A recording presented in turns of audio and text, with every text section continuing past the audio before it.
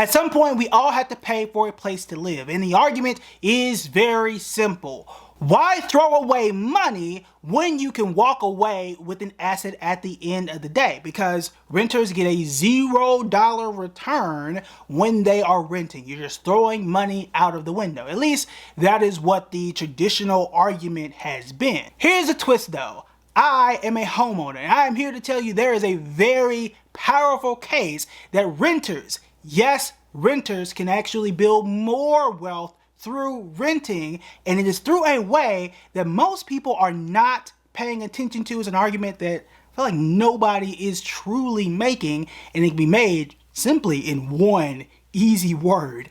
But we always simply assume that renters are in the inferior position and they are the losers in this particular debate or argument. So let's go ahead and break it down. Now, at the very top, no, I'm not telling anybody not to buy a house. No, I'm not telling everybody you should live inside of your 401k. All right, that is not what this video is about. People always throw that at me as if that is some sort of argument.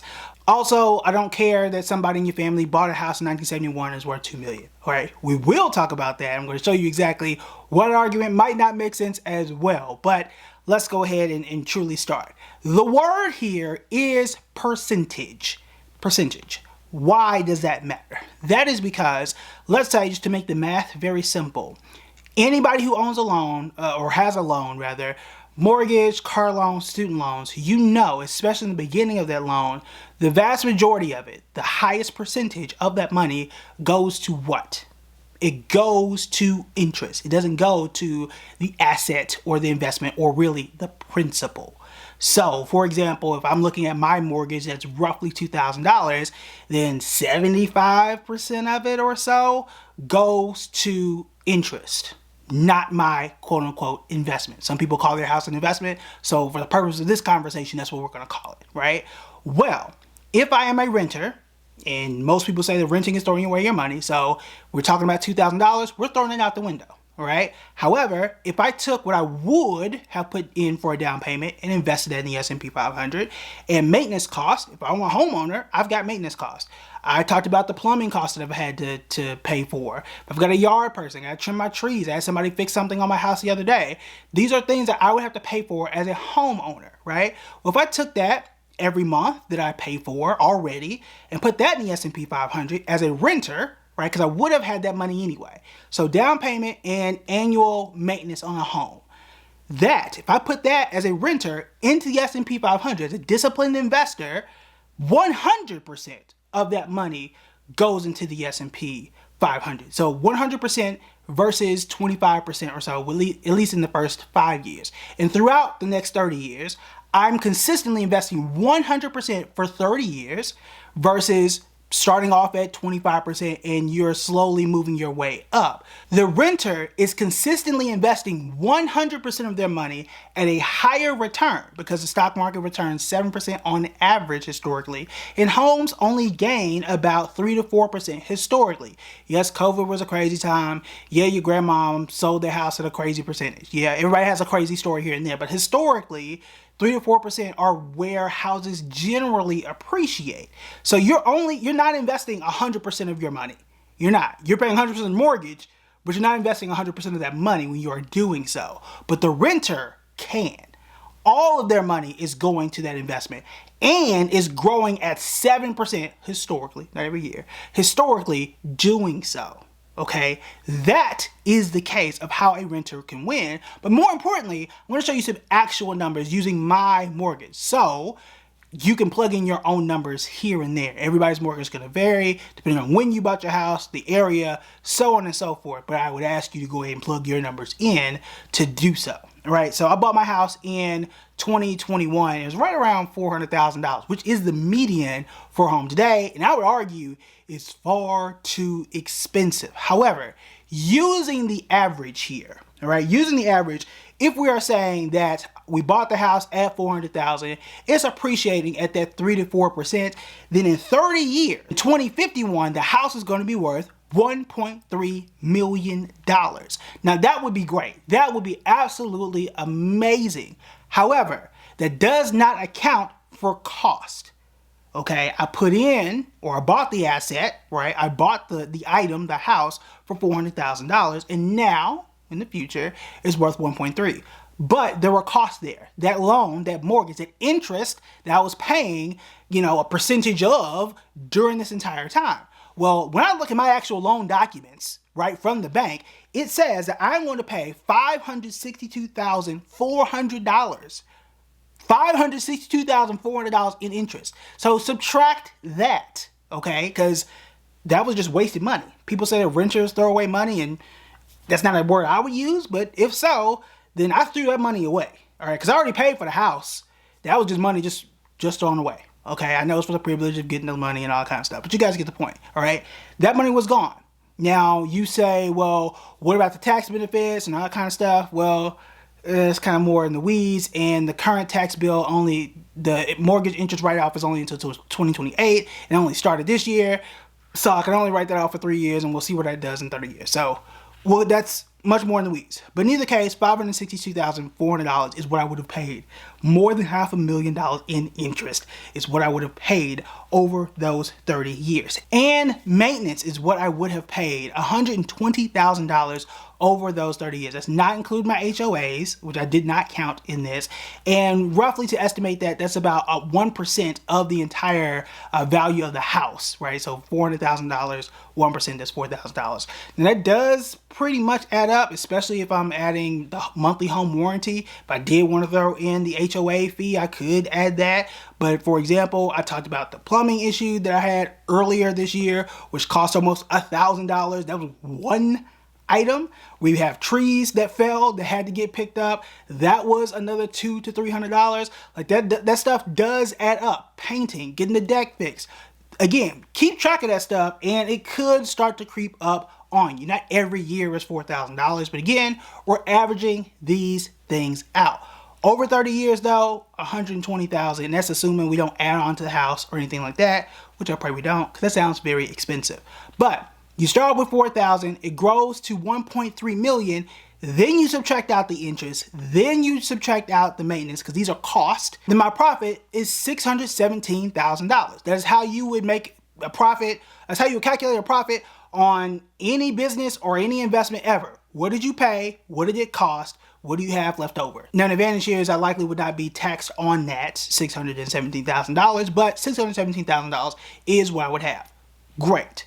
That is an advantage. Now, let's flip over to the renter. So I went back to get the actual documents here to, again, give you the numbers that we actually put in. So it's $41,000 to deposit on the home, plus the $4,000 for maintenance. If you do that for 30 years, then you would have from 2021 for the next 30 years, then we would have $2,045,485. Okay, $2 million.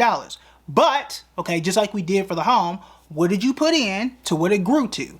Once you subtract those two things out, we call that the basis, right? What did you invest and the profit? Then my profit would be $1.8 million to be exact. That's $1,844,485. Okay, so at the end of the day, we are comparing a profit from just investing the maintenance and down payment, just the maintenance and down payment, 1.8 million compared to 617,000. That is the difference, and that is how renters can win, simply because the percentage of their money, 100% of their money, is going to their investments versus the homeowner, where that is not the case. It's just simply not the case, because that is the nature of a loan at the end of the day. And a lot of times we position renters as losers because, well, your rent doesn't go to anything, when in reality, if you are in position to buy, and that's the key word here, right? We assume that, well, a renter is not going to do that, and a renter is not going to do this and that. Well, if you are in position to buy, it means you have the down payment. If you are in position to buy, that means you have money to put towards maintenance stuff anyway, because you wouldn't buy a house and not have money laying around for maintenance. You would be an irresponsible homeowner to do that. Am I wrong? Right? Because you definitely want to have money in case something breaks. Every realtor would tell you that. Every homeowner would tell you something is going to break. You have to have money for that or get a home warranty, which is going to cost you what? Money every single month. So if you were to take that and just invest it as a renter, you could be better off, right? From a wealth perspective. Now, from a lifestyle perspective, that is a different story. And that is a personal story. That is something you have to decide for yourself. And that is what we decided for ourselves and our family.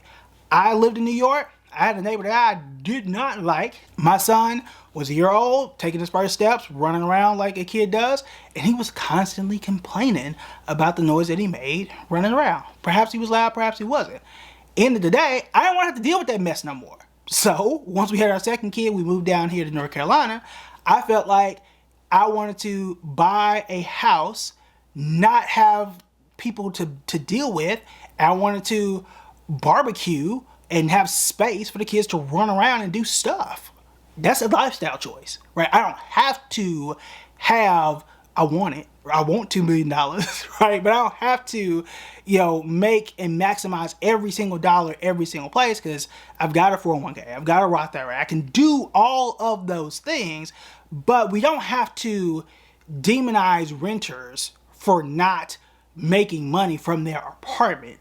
They can absolutely make more money at the end of the day, because you can sell your house and have your $617,000. That's just my numbers, right? You plug in yours and make sure you subtract out your maintenance and make sure you subtract out what you pay for the mortgage. A lot of people forget to do that. That $500,000 makes a big difference, doesn't it? I could have just said 1.3 and just left it alone and made myself feel better, which is what a lot of homeowners do. But they don't actually look at all the numbers and do all of the math. But the main thing is, renters can win. What I'm trying to do and show people is, regardless of the route that you take, there is a path to build wealth. Far too many people say, well, I'm renting and there's no way I can ever build wealth, and now I'm sad and I'm disappointed because my parents had a house at 25 and now they're wealthy and now I'm renting. Woe is me, there's nothing I can do. Actually, you can. At the end of the day, right, I'm sitting here with a $1.8 million profit and they're only sitting there with $618,000. What, the numbers aren't comparable, right? That is the difference here, right? And they aren't always thinking, well, what do you actually pay for all of those things, because it happened here and there. They're not always paying attention to those things. I'm gonna tell you right now, 15 years from now, I may not remember what happened to the garage and how much I had to pay for that, unless it's in a spreadsheet. I'm not going to remember the time that I had to replace a window or the time I had to go get the carpet cleaned and the $100 I spent for that, right? That is maintenance that I might not remember 6 months from now. But those are things that happen, right? So the key is, again, you can build wealth in either case. But for far too long, we keep saying that homeowners are the only people who can build wealth and renters are not. There is a path for both to occur. There is a path for both. I want to make sure that everybody has a chance to do so, because I know the homes are getting extremely expensive and it is harder. So if it's hard for everybody to get a house, why don't we just build a path, an alternative path if we have to, so that you can get your money at the end of the day? Because that is the name of the game, right? If you got $1 million in a house, fine. At least you got $1 million in cash. These numbers can absolutely vary, and it's 2025, not 2021. So again, your numbers and what your mortgage is, because mine was like 3%, things can absolutely change. So make sure that you do your numbers and your math depending on when and where you are and all of those things. But don't forget, just because you're renting, you're not subjecting yourself to not ever building wealth. You absolutely can in either route, and that there is the point. All right, if you want to know more about how I view wealth, how I build wealth, and everything in between, then you want to check out this video right here.